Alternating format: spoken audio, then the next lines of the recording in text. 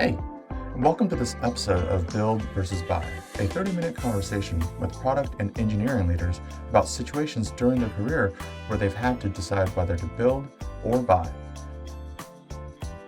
If you'd like to be a guest, reach out to me at mangit@useanvil.com. That's MANGGIT@useanvil.com.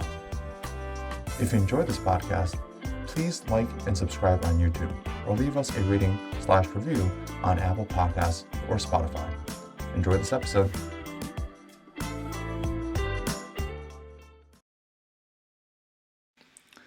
Hello and welcome to another episode of the Build vs. Buy podcast. I'm your host, Mangit Ng, founder and CEO at Anvil. And today I have the pleasure of speaking with Cameron Nordholm. He is the current head of product at Covered Insurance, former head of product at AgentSync, and he is also a insurtech guru, as he would self-proclaim. I'll let him do a quick intro for himself.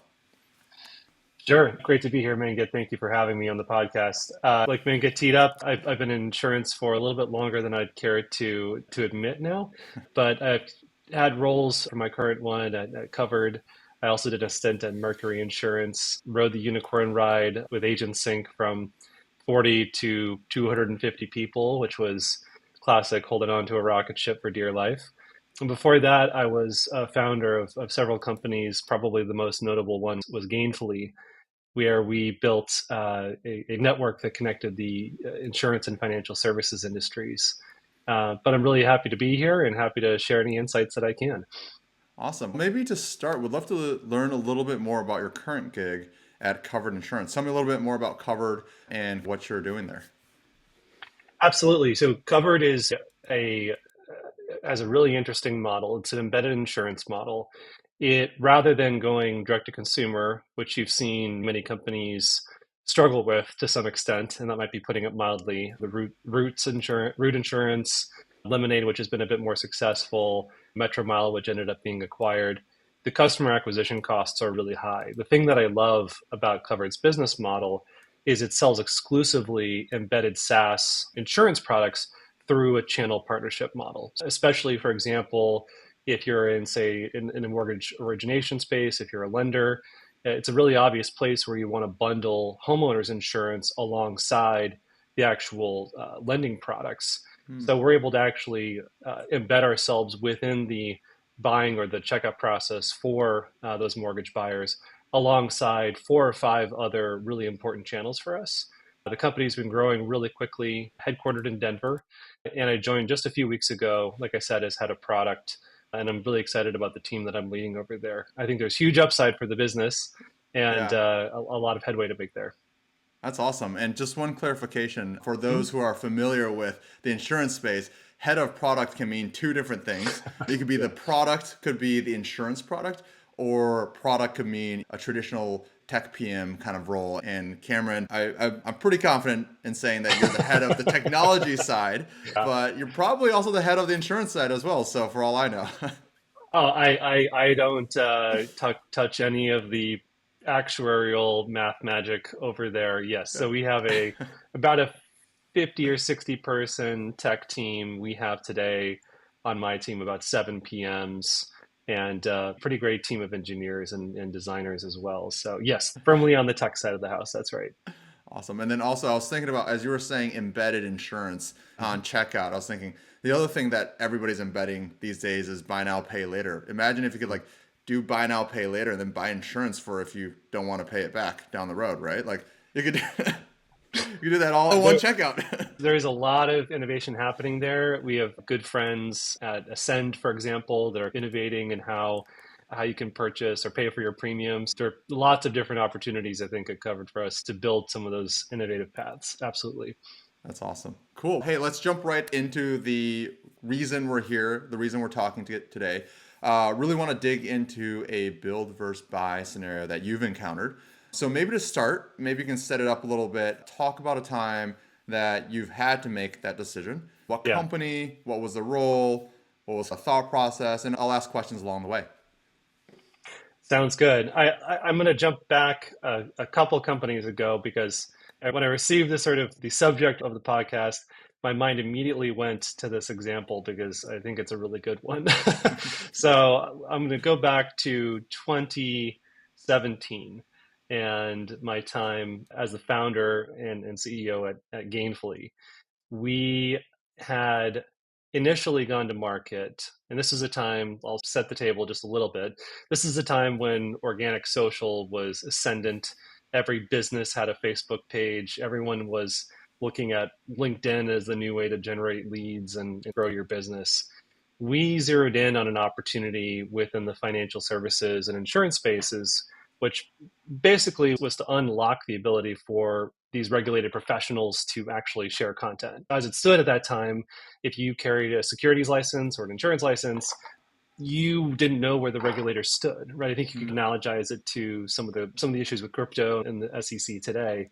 The regulators hadn't really weighed in, and so there was all sorts of questions about how you could actually engage in that space. So we zeroed in on that as a problem that those Mm-hmm. industries were facing, and built a platform to, number one, connect different parts of the industry together to allow them to work together online in ways that they had traditionally offline, and then Mm-hmm. built in compliance controls so that we could help them satisfy any interpretation of departments of insurance or FINRA or the SEC as it related to sharing content online, right? So sharing content on Facebook, et cetera.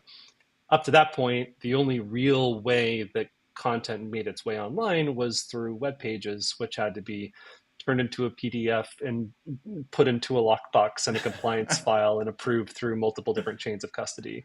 That obviously wasn't going to work in a social world as it looked at that time. We built an MVP product and initially thought that we were going to walk this product into every registered investment advisor Yeah. or insurance agency or pick your like SMB Yeah. out there.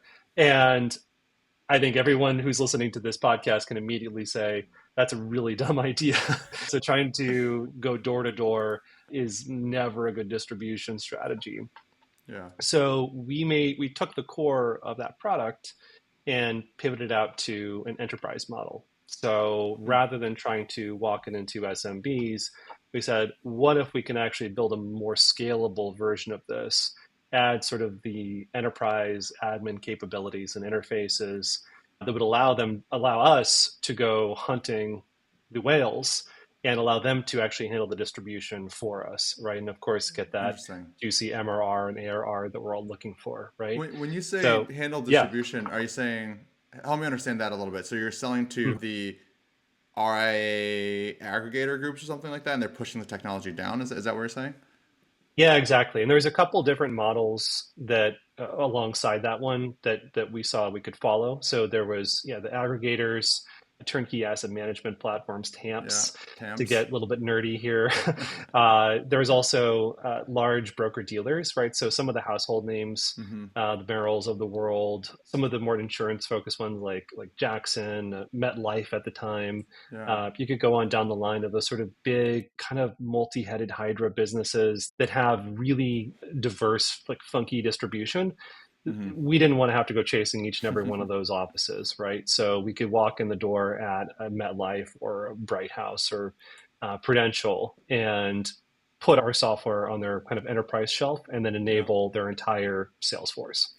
Interesting. This is maybe a slight digression, maybe a big digression, but Anvil actually started off trying to sell to RIAs as well. And Yeah, I think what we found was oftentimes the decision makers, the buyers at these small offices, are not actually the people using the technology on a day to day basis. It's the operations person, it's the chief administrative officer, which is a role that's pretty common at these financial services organizations. So yeah, it's I can see why that was the path that you were going for instead of going door to each of these individual RIAs. So absolutely. refocusing a bit, what was the challenge that you were trying to build for? What was or buy for? What was the problem that you were facing? Yeah. So I was doing a bit of a wind up there, so forgive me. Where I was leading to was when we made the pivot to enterprise, Yeah. we actually immediately started seeing some really great success. We had one competitor in market, I would argue at the time, a company called Hearsay Social. They actually just exited for not probably what they wanted. But that was a number of Salesforce alumni, and Claire Mm-hmm. Shea was the CEO, who's fantastic. But it was a tough market to operate in. We came in with a more lightweight product, one that was more compatible with more fragmented kind of arm's length distribution rather than Mm-hmm. the sort of like closely held, owned and operated distribution model. And so we immediately started getting traction within the large broker dealer spaces and insurance companies that had independent distribution. We Mm-hmm. also had traction in the asset management space, where if I am a JP Morgan asset management, I have a lot of materials that I want on the desks of these RIAs that all of a Yeah. sudden we're reaching at scale, and I want them to share it with their clients Yeah. and have that logo and have that content and that viewpoint landing in their inboxes. Saw a lot of traction in enterprise. It allowed us to pretty quickly raise our Series seed. So we raised, I think, $3 million or something, and it was off to the races at that Yeah. point. Super exciting. Then we realized, to zero in on the point about build versus buy, that our customers were coming to us now that we had signed six-figure contracts. They said, okay, so performance, analytics, Mm. reporting, pretty charts, all the things that Yeah. all of a sudden this contract needs to be justified internally. They want all the data, they want all the pretty charts, they want all the good reporting that's going to justify that. And usually, not just the buyer, but the users of this product inside these larger companies, they needed to have their hands on the data. We didn't have Mm. it. We didn't Yeah. have anything. We had built our product and all the analytics for mom and pop, right? A lot of vanity metrics, bubbly stuff, nothing that was actually what I would call able to be pulled into a data lake and Mm-hmm. used and owned by some of these larger companies that had performance metrics tied to some of this. So that's when we came to that decision point on build versus buy, Mm. because we knew this was going to be, I can't think of a better term. It's going to be necessary to be able to Yeah. deliver on this to keep those contracts and keep scaling. And it posed a really challenging question, which is we had a roadmap that was Yeah. completely full of all the core features. We were like scrambling for our SOC 2. We were like scratching and clawing to get our way positioned for to land the BlackRocks of the world Yeah. and everybody else. So it was really tough because this wasn't going to necessarily drive our core value proposition, but we also knew that it was going to articulate our value longer term. Yeah. Uh, and that sort of set us off on this build versus buy journey. It's interesting you say that because we've certainly experienced this as well, which is like you're so focused on solving a problem. You're building a product to solve a problem. And the analytics as a product person oftentimes becomes the afterthought. But then you get into these large Mm-hmm. contracts and that's like the only thing they're buying. That's what Mm-hmm. they want. And it's funny because we currently do this like monthly reporting for our contract customers. And I think maybe half of them read the reporting, even though everybody asks for it at the beginning. But it is one of those features, let's call it, or product areas that really helps you articulate your value back to the buyer, back to the person who's probably not spending day in, day out in it, but they are the ones that are deciding if they're going to continue using your product. It's the split between the end user, the power users, the people who are actually like driving adoption, Yeah. and the economic buyer within these enterprises. And this is one area where their needs radically diverge. And that left us in a bit of a pickle because we, at that time, we had raised a very modest seed round. We had Yeah. some revenue coming in, but we were a 7-person team at the time. Mm-hmm. Trying to bite this off was a huge product challenge. Got it. So, how did you think about it as the founder of Gainfully, and I assume your CTO, I believe? How did you guys think about breaking it down into, or how did you discuss what was the right decision here? How did you guys think about Yeah. that? We did your typical run through with different build versus buy frameworks, right? Mm-hmm. So we were looking at opportunity cost, we were looking at down the buy track, what level of customization, what level of control, how is it going to nest in with our other parts of our experience. Yeah. But really, I think the biggest challenge for us was if I play it back to where we were seeing traction, we ended up with a growing but very diverse set of enterprise customers from a vertical perspective. To slice it down, we've got asset Yeah. management, securities, insurance. Those sort of facially look similar, but internally, from an ops perspective and roles and model perspective, they look quite different. Mm-hmm. And then additionally, we were also pretty diverse across market segments, right? So we had some pretty modest kind of like commercial mid-market size customers, and then Yeah. some huge ones upscale, like at the Prudentials of the world, Mm. where we were trying to interface with five, six, seven different teams. And so trying to break it down, like you said, into an MVP, we found very challenging, right? So trying to identify not just what the reporting output would be, but do we need to provide sort of data streams like real-time feeds? Do we need to Yeah. dump things into a SFTP Dropbox in some nasty XML format? We really had to do a deep dive with each one of our customers to understand what are your requirements today? What do you anticipate your requirements being tomorrow? And we started there to try to back into building a picture of Yeah.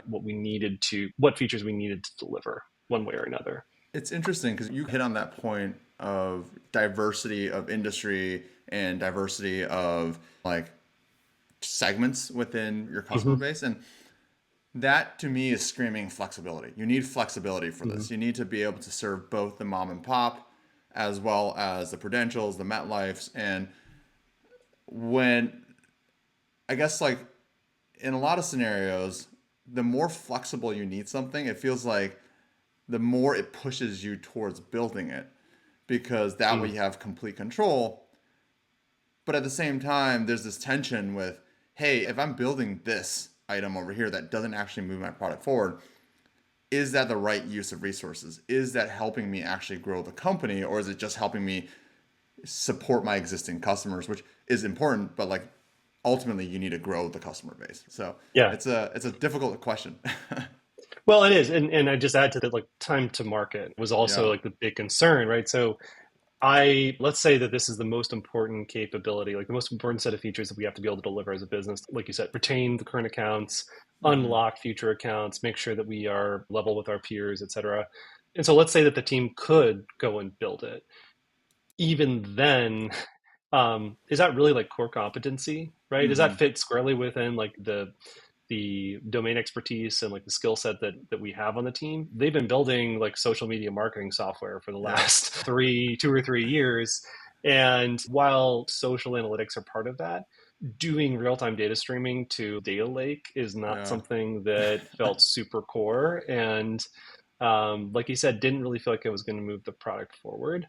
But like I said, even if we could deliver on it, is that actually, from a timing perspective, going to keep the velocity up, Yeah. right? That was my biggest concern as CEO was we're going to really plunge ahead with this capital. We're going to hire some, and we probably have, let's call it like 30, 36 months, like max runway, Mm-hmm. classic founder dilemma. Like what can we ship in the next 6, 9, 12 months to move the needle on this?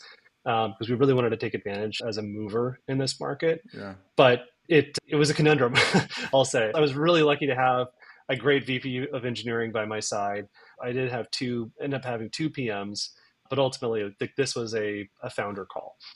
So when internally, it sounds like you eventually made the call, but was there any contention in trying to get the team aligned? You have the technical person, and then you have the product managers who are probably looking elsewhere for solutions to get this out quickly. I find that in my experience, having worked at Dropbox, like we built everything.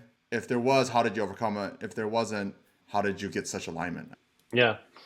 Um, there were disagreements. I think so on this particular matter. Like trying to come up with basically like our analytics product direction. Mm-hmm. And here's the other thing: we knew that whatever direction we took, it was a bit of a kind of, this sounds too dramatic, but it was a bit of a burn the boat situation. It was like, we're going to have to commit to this and we're not going to have the bandwidth to revisit it for the next Yeah. couple of years, right? There's no way we're coming back to this like big decision point. So I felt a lot of pressure and I was super stressed about trying to like make the right call here. I had one PM who was beating down my door and Mm-hmm. saying, we need to grab something off the shelf, Tableau or some other, like there were a couple of, I can't remember the vendor names. It was a little while ago now, but there were some Yeah. other sort of interesting embedded analytics platforms that were out there. But the thing that I kept coming back to was the point that you made, which is flexibility. We can maybe have requirements today. We don't know what requirements are going to pop up tomorrow. Those in my sort of like founder decision-making framework was like, oh no, like this is going to block some deal at some point. We're going to have to rip this out, do something bespoke, do something that's not just not scalable, Yeah. but like bespoke basically for an individual account.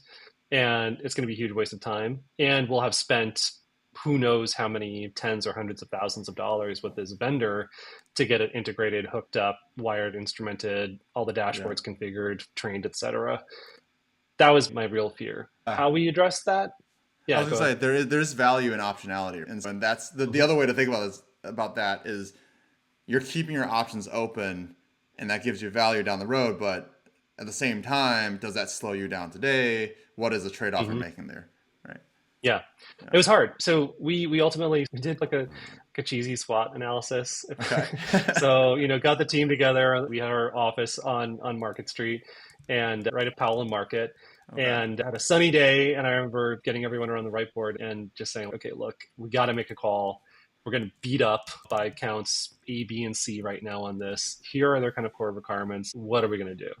That was ultimately like what we did. And it was, I would call it, we didn't use this language at the time, but it was a disagree and commit moment where Yep. I think we're not revealing yet where we went, Yeah. but there was still disagreement. I think that seeing seeing that analysis laid out helped align the team to see that perhaps this is a tough call and there isn't necessarily going to be one perfect outcome, and that we're going to have to make a decision and move ahead together. Yeah. Not to name names here, but which PM was the Jared from Silicon Valley doing the SWOT analysis? uh, yeah, that was probably Caleb on my team. He was like he basically made the point over and over again. This is not core competency for us. Yeah. There's a lot of sort of data engineering that we're going to have to do here, and we're also going to have persistent kind of DevRel and things like that with our partners, because inevitably this pipe is going to break. This is going to go sideways. They're going to need more definition, more data definition on what this is. Let's make sure that we can do the service part of that, which we're already doing, Yeah. but not have to worry about the infrastructure. Or at least if something breaks on the infrastructure side, have kind of one neck to wring and go after on the vendor side. So Yeah. I thought he spoke. I know he had his head on straight. I really trusted him on almost every decision. Awesome. So maybe this is the time for the big reveal. What did you end up deciding to do? I think we're getting so So close to it, or our yeah, toes are already over the edge of the cliff. yeah. So what's the big So reveal? despite the very good feedback from Caleb on that point, we ultimately did decide to build. And I don't know if like confetti falls down I now, but I'm a little we bit surprised. I will say the whole yeah, lead up made me think it was going to be a buy decision here. And just for the audience here, we don't yeah, discuss ahead of time where this is going. So I am just as surprised as probably everybody else that's listening. But yeah. yeah, tell me more. And I think that perhaps hindsight is one of those things that I'm bringing to this conversation that is maybe biasing some of my thinking here. It ultimately came down to, I'm going to steal your word, it came down to flexibility. Right? As we did the work of canvassing all of our customers, asking for things like, okay, let's see your current reporting. Let's see like how for a lot of our economic buyers, their role lived and died by their ability to show performance marketing, to show that they're engaging and building relationships and value with their distribution, which is ultimately where we shone. That was where Hmm. our product delivered value. So as we did the work of going across all of our customers, every single report, every approach was completely different. And Hmm. it came like about how the hell are we going to deliver something that feels like it meets our customers where they are and Yeah. isn't, because we weren't like, for better or for worse, we weren't going to be a core system. This was going to be a system that Gainfully was going to sit at the edge of their distribution, right? Hmm. So where we weren't replacing internal tooling, we weren't going to replace their business analytics or marketing analytics solutions. We had to meet them where they were. And that's why we really just leaned heavily on that optionality, on that Hmm. ability to deliver a flexible solution to all of our customers. Yeah. Yeah. I mean, What, how, I'll say when you need to plug into 10 different core systems, and they're not all just Salesforce, right? Underneath Hmm. there's a lot of work to be done, and even if it is just Salesforce underneath, there's still a lot of work to be done, Hmm. as we've experienced. Interesting. What were you gonna say? Yeah, just the approach we took is another matter, and probably where Yeah. some of that hindsight comes in. But like I said, ultimately, this was really just about flexibility and our ability to and scale. It also meant like the trade-off, right, was we're not going to get sexy reporting dashboards, a lot of the things that might have been more valuable to that kind of mom and pop SMB, maybe mid-market company that would lean on those reports. Mm-hmm. The bet we were making is that we were going to be a data source, not the data source, Mm-hmm. and therefore not be responsible ultimately for the dashboarding, the graphing, like the other nice to have kind of beautifying Yeah. elements that our customers were going to leverage. Interesting. So in a lot of ways, not only were you prioritizing flexibility, you were prioritizing the large customers. It sounds like these large Hmm. customers have 10 different data sources, and they have internal data teams that are then manipulating the data for their Tableau instance or something like that. And so by prioritizing those large customers, it pushed you towards the flexibility route, it seems like, in some ways. Yeah, exactly. And from a product perspective, it was a bet on enterprise Mm-hmm. customers, right? So companies that have a data team who would, act as a data customer of ours effectively and be have the resourcing and mandate to grab dump files, to Yeah. pull data off our APIs, to do the work, if you will. So it was a bet on what we were seeing at the time, which was a lot of great traction in the enterprise market. Awesome. No, that's interesting. I feel like this is one of those. This is one of those down the road. Was that the right decision? Do you think? I think you successfully exited the company. The other question was, is it still being maintained in the way your team implemented? Which I think we all know the answer to that. But was this the right decision? Do you think? Probably not. I'll cut to the chase. Probably not. Okay.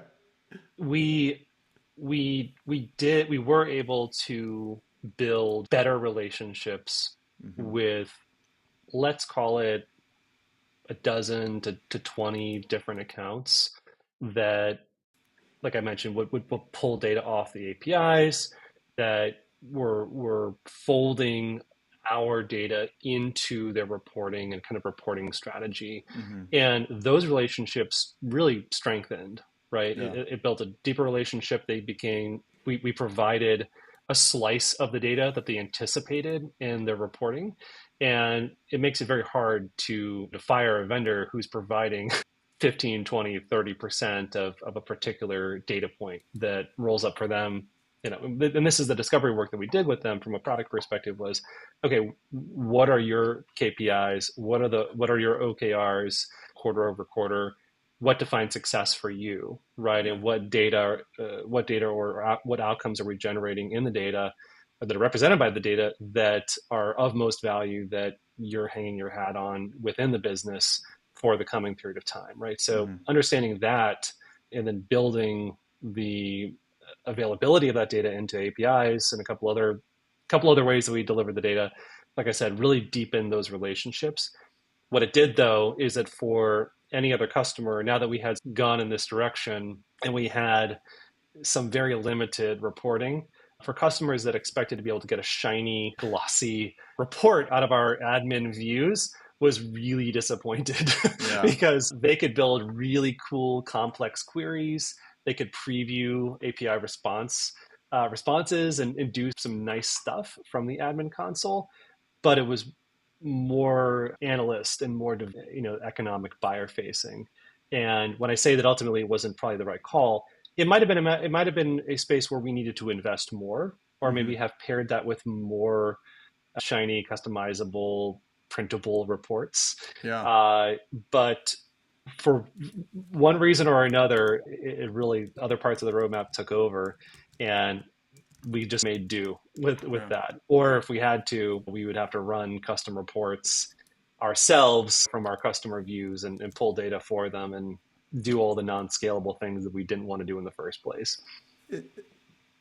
As you were talking, I had a couple thoughts here because it almost felt like by choosing the flexibility route, and it gave you a reason to deepen that relationship. It gave you a reason to say, Mm-hmm. hey, what do you need from us? Let's work together, large customer, to get you what you need and make sure you're seeing value. So it probably, if you were heavy on the enterprise sales motion, that probably really helped. And if you're only going to be hitting up, let's call it 1,000 potential customers that are at the size that you needed them to be, that's a fine approach. But then at the same time, it felt like there was, from what you're saying, it felt like there's this group of customers that's pulling you to like more of the sexy PLG motion that everybody wants to have, the like self-serve, click a button, get all the fancy charts and graphs that you can then present to your small mom and pop team, but probably Or scales a even little or bit even better. a bigger team, right? I Yeah, mean, it could be to echo your point. Yes, for the enterprise, it allowed us to really build with the customer, right? And show them show them the path to integrating a completely new kind of layer to their data picture. And that for them was huge, yeah, absolutely huge. They had never been able to pull in this whole, I like to think about product and decision making in sort of concentric circles of value, right? yeah. This was a layer in the concentric circle that lay outside of their view. And all of a sudden, we were providing maybe not perfect clarity, but a lot of visibility into what was happening there. And so they became reliant on us in ways that we actually hadn't even anticipated. The effort, though, to go back and further segment our customers and the way that we delivered the product, where for the mid market or even commercial sized account, they could log into the admin dashboard. Maybe the buyer and the user is the same person in some cases, and be able to Yeah. print out whatever, share a PDF of what's going on with their world was, we had some very basic functionality, but it was a bit of a miss probably. Yeah. Interesting. I think you definitely live and you learn, right? In hindsight, you can think about all the things you would have done differently, but in the moment, it's often hard, and you're making decisions with limited information at any point in time. So, And I think we did a little bit of falling in love with the solution also. I think to be fully honest, because we saw such success in the enterprise where there were those teams, they had the resources to bring to bear. I think in our mind, we imagined that this was a great solution that we could scale down market in a way that sort of everyone's moving in the direction of having dedicated data teams, that this is a solution that is just a little bit ahead of its time. I think we really overestimated how well resourced and how the sort of like the mid market, anything other than enterprise, was really able to work with this. And so when we would be on looking at a customer that is maybe 50,000 and ARR, something like that, yeah, we're demoing the product for them and we show them like raw JSON output in the admin console. They yeah, were just like, what is this? yeah, I'm not a coder. Like that would be a typical reaction. And we said, no, it's easy. You just export it and dump it into your enterprise data lake. Data what? Yeah, Excel. you do live and you learn. Yeah, and that's actually where we wound up. Yep, Like any good SaaS business, we evolved our JSON output to be CSV, yep. so that yes, you could open it up in Excel and they could do their own things with it. Awesome. Thanks for that wonderful kind of like breakdown of your build versus buy decision making. Would love to hear a little bit more about what you're interested professionally today or in your own life, like personally. What are you excited about? I say this. I'll say this because I and preface it by saying I go around and around the corner on this question. I'm really excited about LLMs and service roles. I think that it's a space where when I was at Mercury Insurance, we started to dabble in it just a bit, and the opportunity to improve customer service in all different verticals. Right, so I'm not just speaking about insurance, tech, or financial services specifically.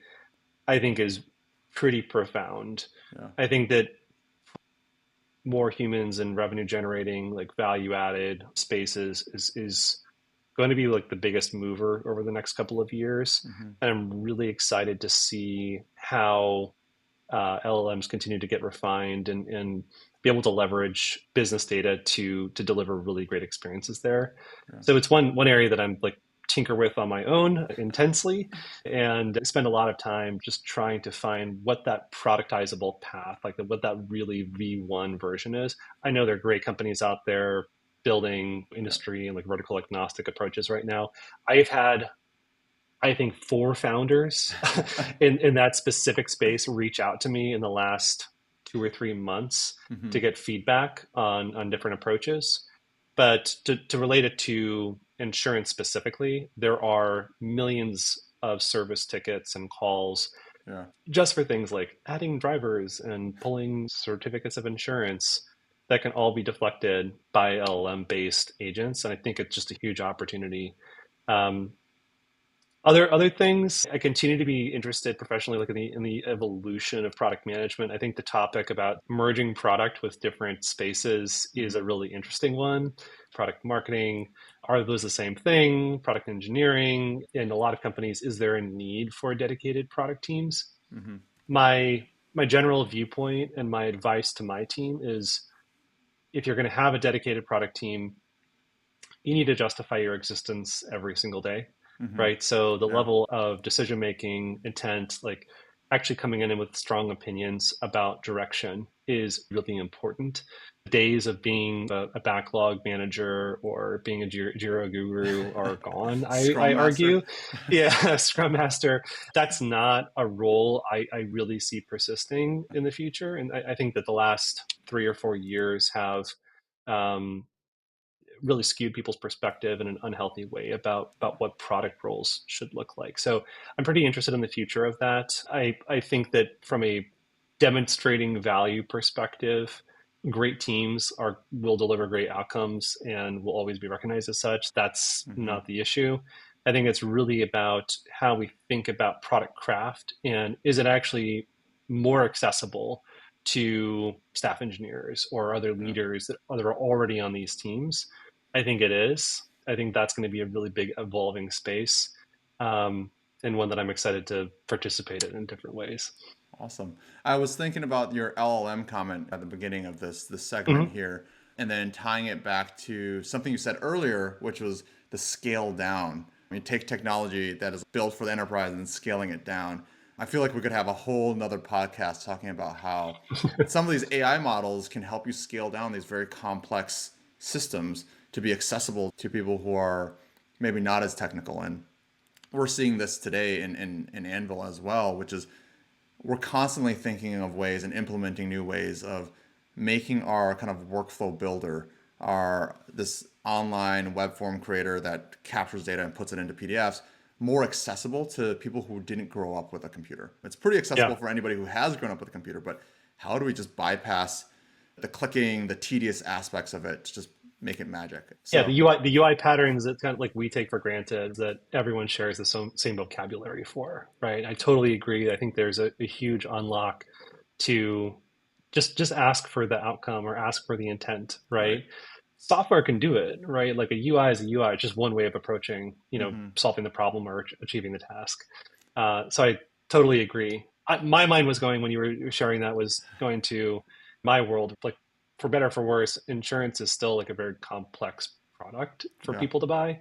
And just understanding things like, will my policy do this? If this happens, will I be covered or am I going to be screwed? Those are questions that are really difficult to get an answer to today. There's a lot of squishiness to the oversight. There's adjuster and claims people that are involved. But I think that in this world, there is an endpoint where people should be able to have like a human readable view of what actually is going to be protected in the world so that we can focus on getting them into the right products and the right premium and the right levers are pulled to get them where they Yeah. want to go. It's just far too complex today. Totally agree.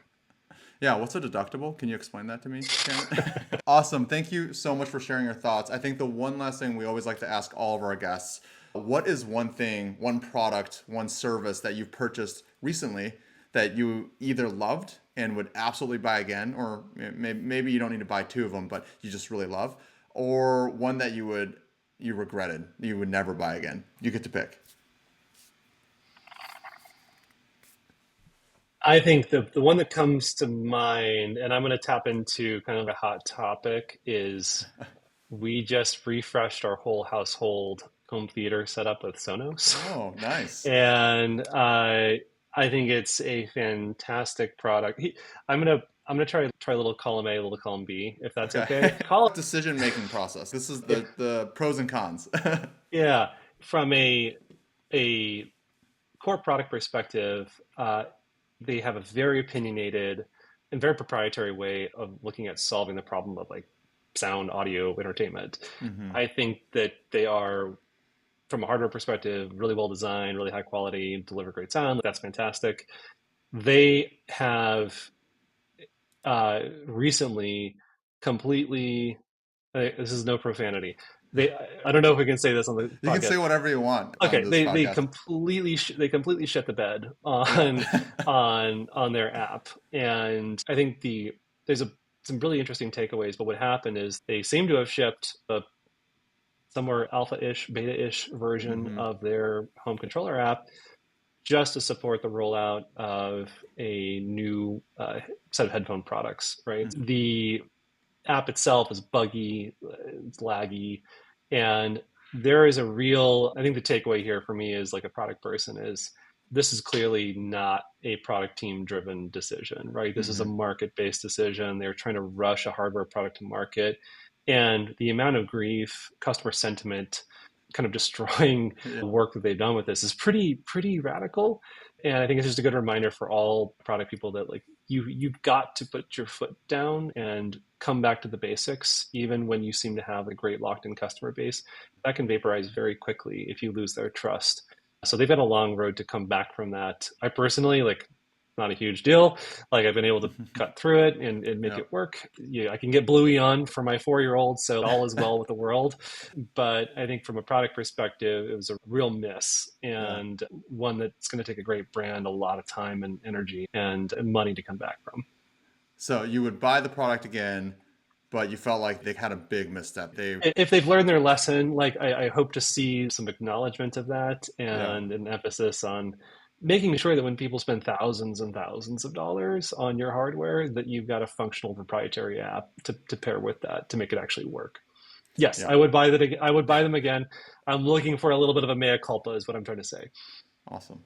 Cool. Thank you, Cameron. I really appreciate you coming on today to chat with me about your perspective on building versus buying, your experience, the struggles, the challenges, the decision making that you had to make along the way, and then reflecting on it in hindsight.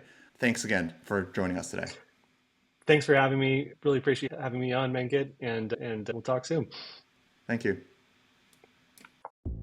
Thank you for listening. If you found this show valuable, you can subscribe to the show on Apple Podcasts, Spotify, or here on YouTube. We'd love if you could leave us a rating and/or a review, as that helps others find this podcast. See you next time.